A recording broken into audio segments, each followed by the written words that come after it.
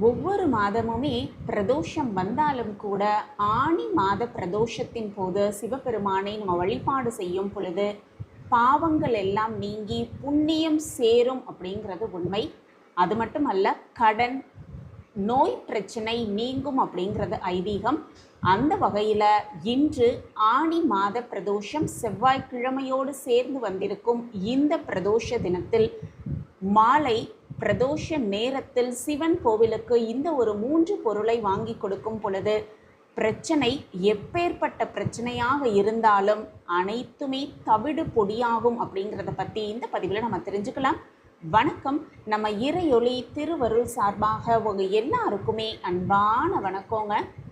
மாதம் பிரதோஷம் வந்தாலும் கூட ஒவ்வொரு மாதமுமே பிரதோஷத்திற்கு அப்படின்னு ஒரு தனி சிறப்பு இருக்கு அப்படின்னே சொல்லலாம். அதே போல ஒவ்வொரு மாதமும் வரும் பிரதோஷ நாட்களில் சிவபெருமானுக்கு நிவேதனம் செய்து தானம் வழங்குவதன் மூலம் பல்வேறு பலன்களை நம்ம பெற முடியும் அப்படின்னும், அந்த வகையில் ஆனி மாதத்தில் வரக்கூடிய பிரதோஷம் அதுவும் செவ்வாய்க்கிழமையோடு சேர்ந்து வந்திருப்பது கூடுதல் சிறப்பு. இந்த ஆனி மாதத்தில் வரக்கூடிய பிரதோஷத்தன்னைக்கு பிரதோஷ வேளையில் சிவபெருமானுக்கு இந்த ஒரு 3 பொருளை வாங்கி கொடுப்பது ரொம்ப ரொம்ப சிறப்பு. சிவபெருமான் கோவிலுக்கு போய் இந்த 3 பொருட்களை வாங்கி கொடுத்தோன்னா தீராத பெருந்துன்பங்கள் உடனே தீரும் அப்படின்னும், எப்பேற்பட்ட பிரச்சனையாக இருந்தாலும் அந்த பிரச்சனை நீங்குவதற்கான வாய்ப்பு கிடைக்கும் அப்படின்னு தான் சொல்லணும். இந்த நாளில் குறிப்பாக ஆனி மாத பிரதோஷ நாளில் சிவன் வழிபாடு கட்டாயமாக செய்ய வேண்டும். எதுவுமே செய்ய முடியலை அப்படின்னாலும் கூட ஓம் நமச்சிவாய ஓம் நமச்சிவாய அப்படிங்கிற மந்திரத்தை சொல்லி வீட்டிலேயே பூஜை அறையில் எம்பெருமானை வணங்குவது சிறப்பான பலனை பெற்றுக் கொடுக்கும் அப்படிங்கிறதுல 100% உண்மை. எந்த ஒரு தவறே கிடையாது. அப்படி நம்ம வீட்டு பக்கத்தில் சிவபெருமான் கோவில் இருக்குது அப்படின்னா அந்த கோவிலுக்கு தாராளமாக வழக்கம் போல வில்வ இலைகளை வாங்கி கொடுத்து நம்மளுடைய வேண்டுதலை வைப்பது அப்படிங்கிறது மிக சிறப்பான பலனை பெற்றுக் கொடுக்கும். அதே போல நந்தியம் பெருமானையும் வணங்குவது மிக சிறப்பான பலனை பெற்றுக் கொடுக்கும். அதற்கு பிறகு நந்தி தேவரை வணங்கிய பின்புதான் சிவபெருமானை வணங்கணும் பிரதோஷ நேரத்தில். இந்த சிவபெருமான் அப்படிங்கிறது எம்பெருமான் சிவபெருமான் அபிஷேக பிரியர் அப்படிங்கிறது நமக்கு தெரியும். நம்ம வீட்டு பக்கத்தில் சிவபெருமான் கோவில் இருந்ததுன்னா அந்த கோவிலுக்கு போய் அபிஷேகத்துக்கு தேவையான பொருட்களை வாங்கி கொடுப்பது. குறிப்பாக பார்த்தோன்னா நந்தி தேவருக்கு செய்யப்படும் அபிஷேகத்துக்கு நார்த்தங்காய் வாங்கி கொடுத்து அபிஷேகம் செய்தோன்னா கடன் சுமை தீரும். எப்பேற்பட்ட கடனாக இருந்தாலும், கோடி ரூபாய் கடன் இருந்தாலும் அந்த கடனும் கொஞ்சம் கொஞ்சமாக தீர்வதை நம்ம கண்கூடாகவே பார்க்கலாம். அதே போல் சொந்த நிலம் வாங்குவதில், சொந்த வீடு வாங்குவதில் ஏதாவது பிரச்சனை இருந்துக்கிட்டு இருந்தது அப்படின்னா அந்த பிரச்சனை விலகும் அப்படின்னும், வீடு சம்பந்தப்பட்ட நிலம் சம்பந்தப்பட்ட பிரச்சனைகள் விலகணும் அப்படின்னா நார்த்தங்காயால் அபிஷேகம் நந்தி தேவருக்கு செய்து வைப்பது அப்படிங்கிறது மிக சிறப்பான பலனை நமக்கு பெற்றுக் கொடுக்கும்.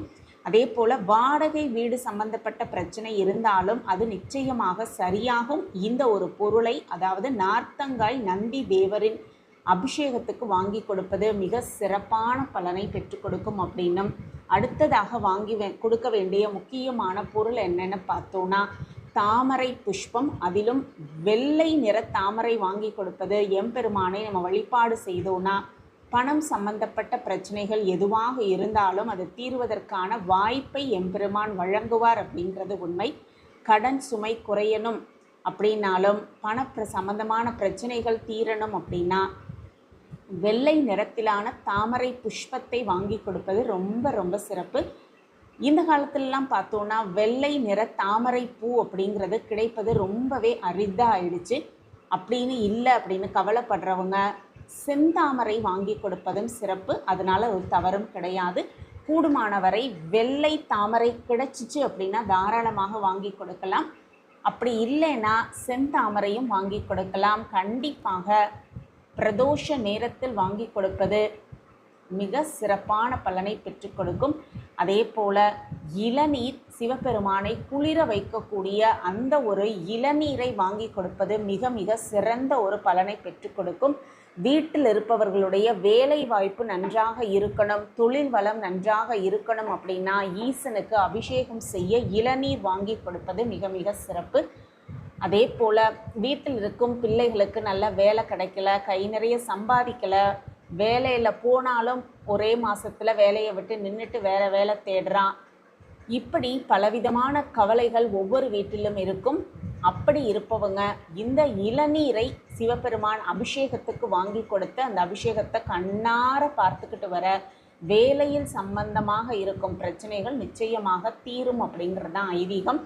அதெல்லாம் விட்டுட்டு நம்ம வீட்டு பக்கத்தில் இருக்கும் சிவன் கோவில் அர்ச்சகர்கிட்ட போய் சிவபெருமானுக்கு அர்ச்சனை செய்வதற்கு எந்த பொருட்கள் தேவை அப்படின்னு கேட்டோம்னா அந்த பொருட்கள் தேவையோ அந்த பொருட்களை கண்டிப்பாக அவங்க சுட்டி காட்டும் அந்த பொருட்களை வாங்கி கொடுப்பது ரொம்ப ரொம்ப சிறப்பு. அதுவும் நமக்கு எவ்வளவு முடியுதோ அந்த அளவு வாங்கி கொண்டு போய் கொடுப்பது மேலும் சிறப்பு வாய்ந்த பலனை கொடுக்கும் அப்படின்னும் நம்பிக்கை இருக்கிறவங்க தாராளமாக இந்த ஒரு பொருளை, அதாவது நார்த்தங்காய் வாங்கி கொடுப்பது, வெள்ளை நிற தாமரை வாங்கி கொடுப்பது, இளநீர் வாங்கி கொடுப்பது, வழக்கமாக வாங்கி கொடுக்க வேண்டிய அந்த வில்வ இலைகளையும் வாங்கி கொடுப்பது, இந்த ஒரு பொருளை வாங்கி ஆனி மாத பிரதோஷத்தன்று நம்ம சிவ வழிபாடு செய்யும் பொழுது மிக அற்புதமான பலன் கிடைக்கும். எப்பேற்பட்ட பிரச்சனையாக இருந்தாலும் அந்த பிரச்சனை தீர்வதற்கான வாய்ப்பை எம்பெருமான் சிவபெருமான் வழங்குவார் அப்படிங்கிறது 100% உண்மை.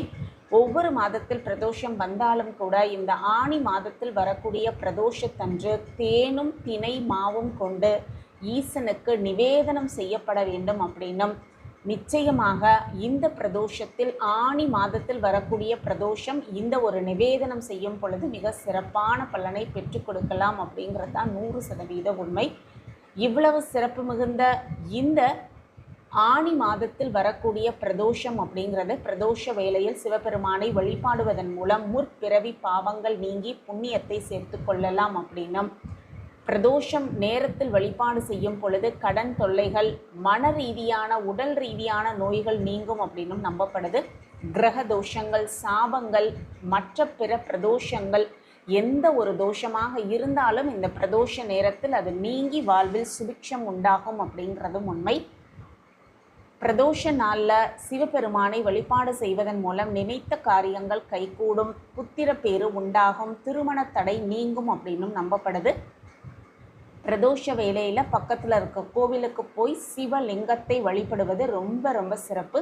பிரதோஷ வேளையில் தியானம் செய்வதன் மூலம் மன அமைதியும் பெறலாம் அப்படின்னும், பிரதோஷ நேரத்தில் தானம் செய்வது மிக சிறப்பான பலனை பெற்றுக் கொடுக்கும்.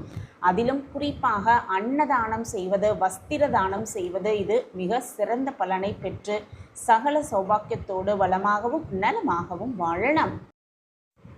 இந்த பதிவு உங்களுக்கு பயனுள்ள பதிவாக இருக்கும் அப்படின்னு நான் நம்புகிறேன். மீண்டும் ஒரு புதிய பதிவில் பார்க்கலாம். நன்றி, வணக்கம்.